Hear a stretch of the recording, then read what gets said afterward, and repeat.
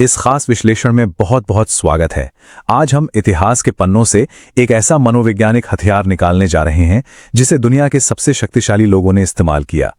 Napoleon Hill के शब्दों में कहें तो ये एक ऐसा रहस्य है जो इंसान को भावनात्मक रूप से अजेय बना देता है।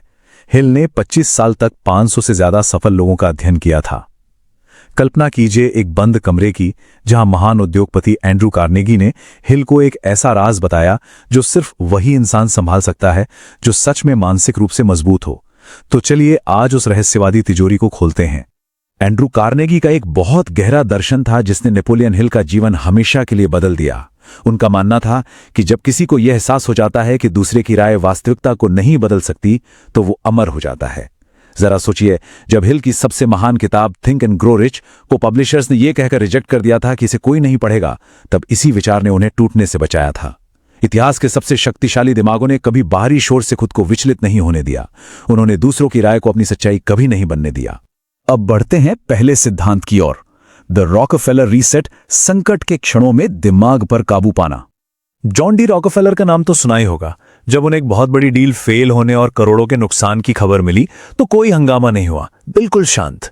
उन्होंने अपना प्रसिद्ध 5 सेकंड का नियम अपनाया, बस आंखें बंद की और 5 सेकंड लिए। नेपोलियन हिल ने अपनी डायरी में लिखा है कि भावनाएं लहरों की तरह होती हैं, अगर उन्हें पकड़कर बैठ गए तो वो डुबो देंगी।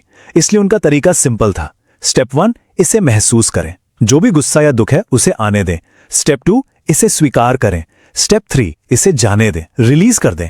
और अंत में स्टेप 4, आगे बढ़ें। सारा फोकस समाधान पर लगाएं, इस पर नहीं कि क्या गलत हुआ, बल्कि इस पर कि अब आगे क्या करना है। भावनाओं को रोकना नहीं है, बल्कि उन्हें फिल्टर करना है। और हमारा दूसरा सिद्धांत यहीं से आता है, एडिसन की लेबोरेटरी, द मेंटल फिल्टर। महान आविष्कारक थॉमस एडिसन को हर दिन सैकड़ों पत्र मिलते थे। उनमें क्या होता था? आलोचनाएं और ढेर सारी बिना मांगी सलाह।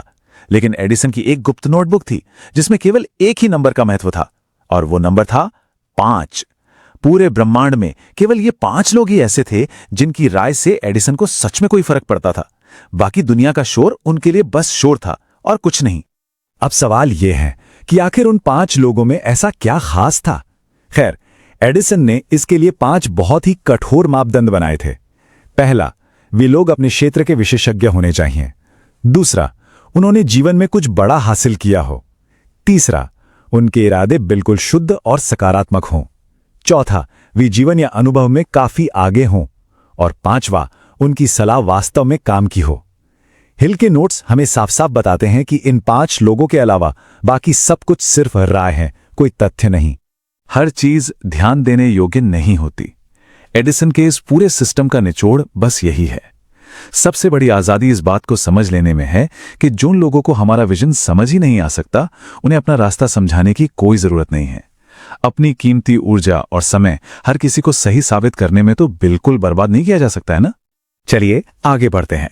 हमारी तीसरी तकनीक सीधे अमेरिका के पूर्व राष्ट्रपति थियोडोर रूजवेल्ट की डायरी से आती है। The ultimate shield, Theodore Roosevelt की डायरी।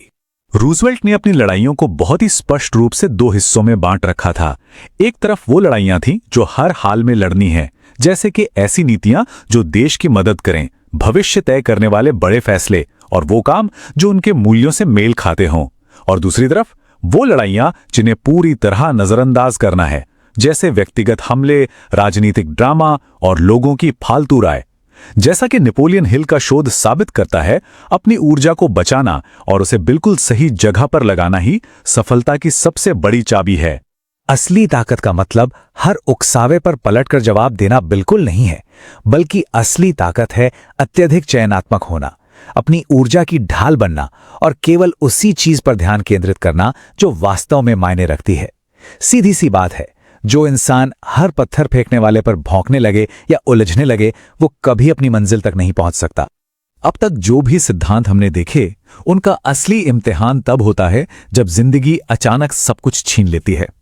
यही है हमारा चौथा अध्याय, द ट्रू टेस्ट, 1929 की महामंदी। 1929 के भयानक आर्थिक क्रैश में नेपोलियन हिल खुद जमीन पे आ गिरे थे। सब कुछ खोने के बाद कई दिन बस भूख और गहरे आत्मसंदेह में गुजरे। लोग मजाक उड़ा रहे थे।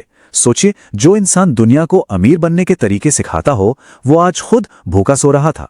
लेकिन फिर एक रात सुबह के ठीक 4 बजे उन्होंने अपने 20 साल की रिसर्च और 500 से ज्यादा साक्षात्कारों के पन्नों को फिर से पलटना शुरू किया और सुबह 6 बजे जैसे ही बाहर अंधेरा छटा उन्हें वो अंतिम और सबसे बड़ा जवाब मिल गया।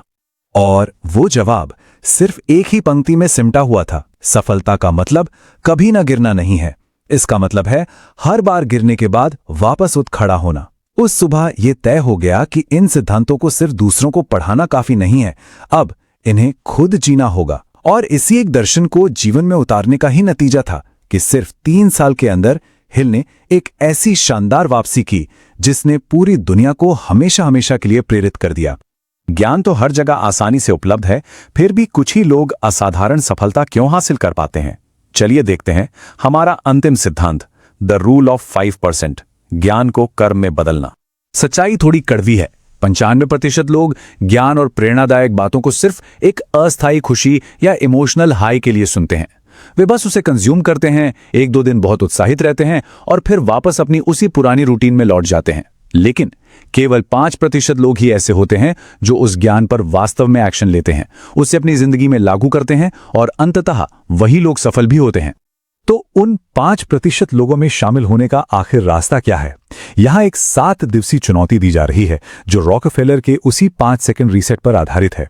नियम बहुत ही स्पष्ट हैं। जब भी कोई अपमान हो या रिजेक्शन मिले तो बस रुक जाएं, आंखें बंद करें और एक गहरी सांस लें। सांस छोड़ते हुए उस नकारात्मक भावना को बाहर निकाल दें। फिर खुद से एक सवाल पूछें, क्या ये चीज अंतिम लक्ष्य को प्रभावित कर रही है? अगर नहीं तो आगे बढ़ें और हर रात इस पूरी प्रगति को दर्ज करें। सिर्फ सुनने वाले श्रोता से एक अभ्यासकर्ता बनने का यह सबसे ठोस और बेहतरीन तरीका है। तो अंत में सवाल यही बचता है, क्या इस ज्ञान को सिर्फ सुना जाएगा या इसे सच में जिया जाएगा? नेपोलियन हिल के शोध से निकले इन शानदार अस्त्रों का कोई मोल नहीं है अगर वे सिर्फ स्क्रीन तक ही सीमित रह जाएं। असली परीक्षा तो तब होगी जब असल जिंदगी में कोई चुनौती या उकसावा सामने आएगा। क्या पुरानी आदतों के तहत ही प्रतिक्रिया दी जाएगी या फिर उस 5 सेकंड रीसेट का इस्तेमाल होगा? ये एक ऐसा सवाल है जिसका जवाब किसी और को नहीं बल्कि स्वयं को देना है। ये विचार करने का समय है कि क्या 95% लोगों की उस भीड़ का हिस्सा बनना है या उन 5% लोगों का जो अपनी दुनिया खुद अपने हाथों से बनाते हैं।